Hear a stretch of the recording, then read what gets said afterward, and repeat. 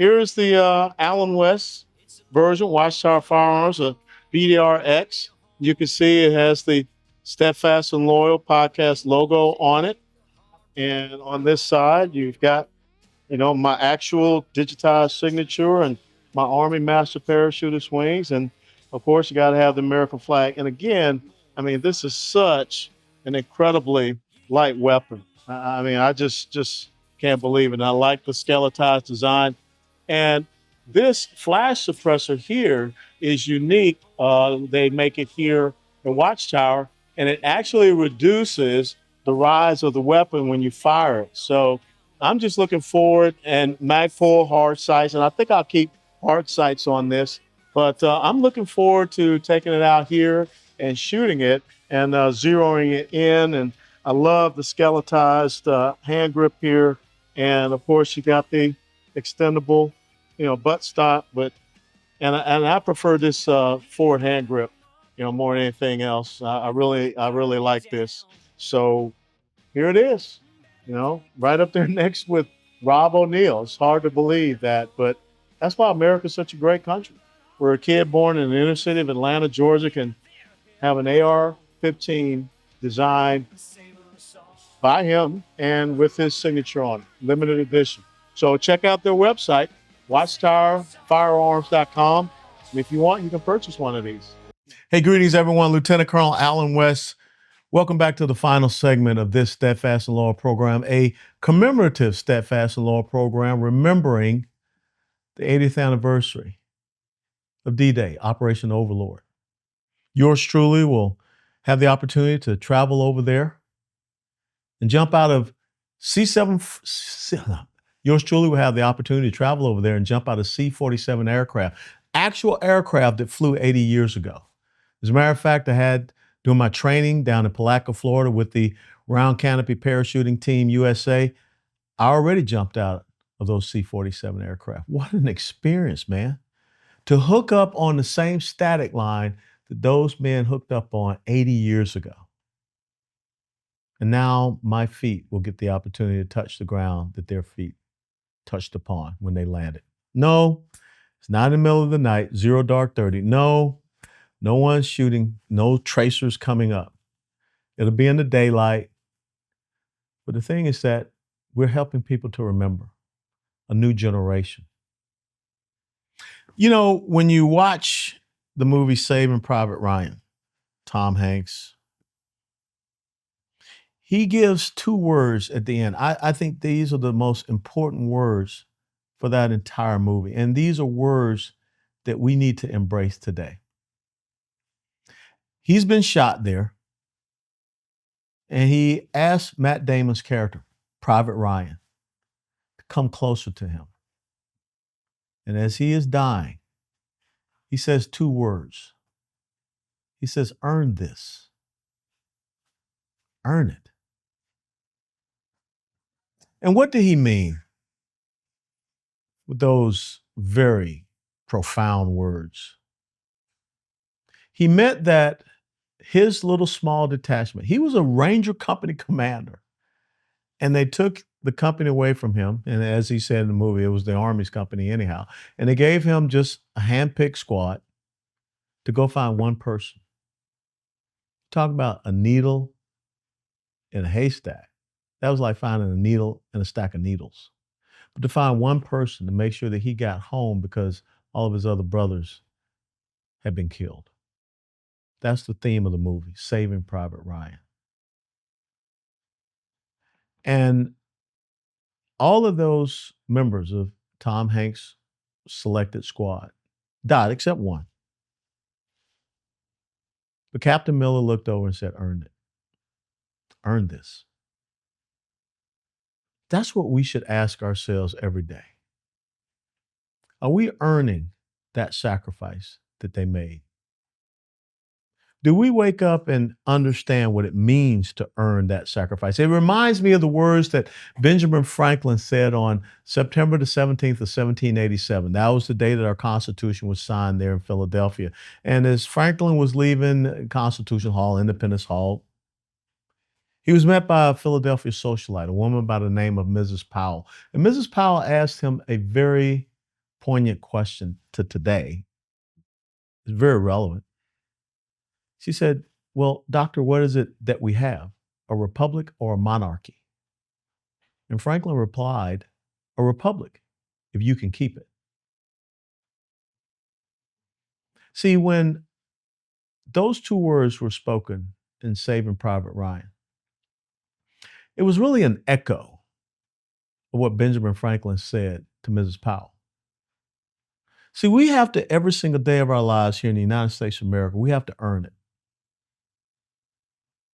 Earn the sacrifices, earn the commitment that people have made to go out and lay their lives down for us. Like it says in John 15 and 13, greater love hath no man that he will lay down his life for his friends. That's what men and women have been doing since April the 19th of 1775. And understand, on April the 19th of 1775 at Lexington Green, there was no United States Army. There was no United States Marine Corps. There was no United States Navy. The Army would be found on June the 14th of 1775. The Navy in October 1775, the Marine Corps November the 10th of 1775. There was not even a United States of America. That did not come until a little over a full year later, July the 4th, 1776, not 1619. But on April the 19th of 1775, there was an ideal. There was this word called liberty. And since then, men and women have been giving their lives for that ideal, that concept, that belief. You know, June is coming up. And, you know, for the progressive socialist left, June is LGBTQ alphabet soup month. That's what they take pride in. I don't take pride in that. I don't take pride in sexual perversions and behaviors or whatever. I take pride in understanding that in June, 80 years ago, young American men endeavored on the greatest invasion that the world has ever known. I take pride that in June, on the 14th, my United States Army was founded. A United States Army that has as its motto, this will defend. I take pride in the fact that on that exact same day, June the 14th, it is also Flag Day. The flag of the greatest nation that the world has ever known. A flag that all across this globe is a symbol of liberty. A flag that has drawn so many people to its shores legally so that they can be a part of this ideal that we have shed our blood for. We want people to come to the front door in America. We don't want people to come across through the back door, because when you come across through the back door, I don't think you understand what this country stands for.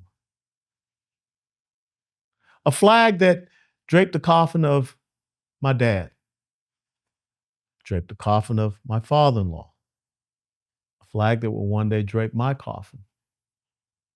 It's not a flag that I think you should just burn.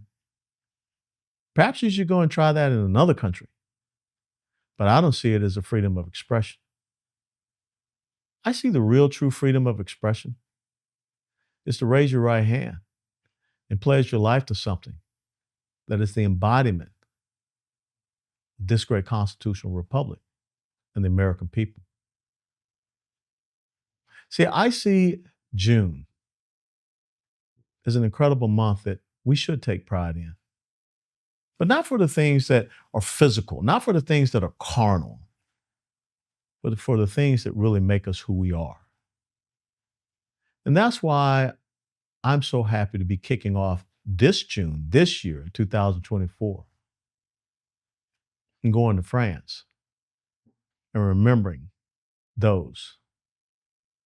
That's why I'm so looking forward to putting my feet on Omaha Beach, Utah Beach, looking at Pointe du Hoc, my feet touching the ground after gliding through the air at 1,250 feet.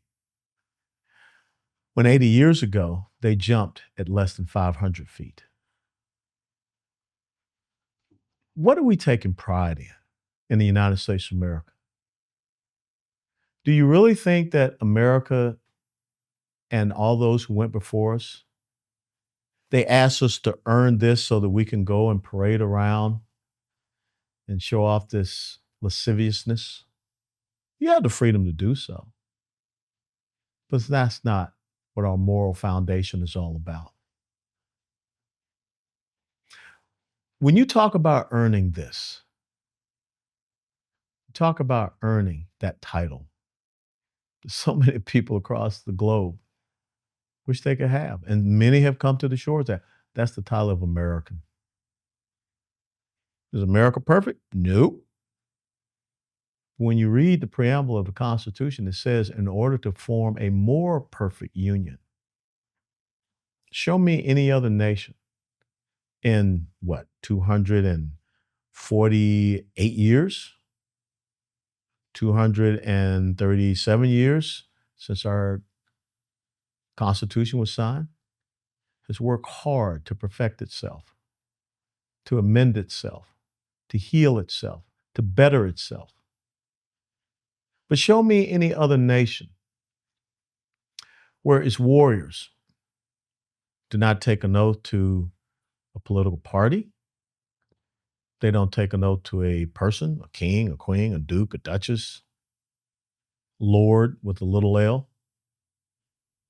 They take an oath to the rule of law that embodies who we are.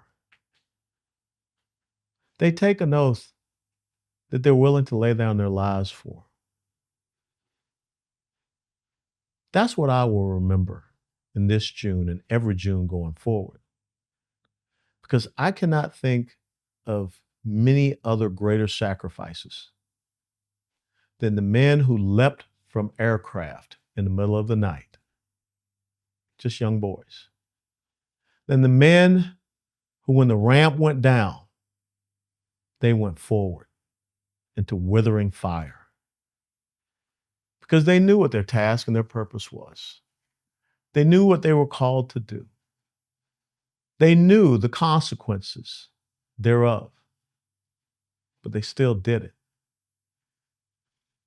And from their many graves, which I will see at the U.S. cemetery there in Normandy, they call out with those same two words as Tom Hanks' character, Captain Miller, said to Matt Damon's character, Private Ryan. Earn this. Ask yourself every single day going forward, what are you doing here as a citizen in the United States of America, whether you were born here naturally or you're a naturalized citizen? What are you doing to earn this? Because that's the pure definition of being steadfast and loyal.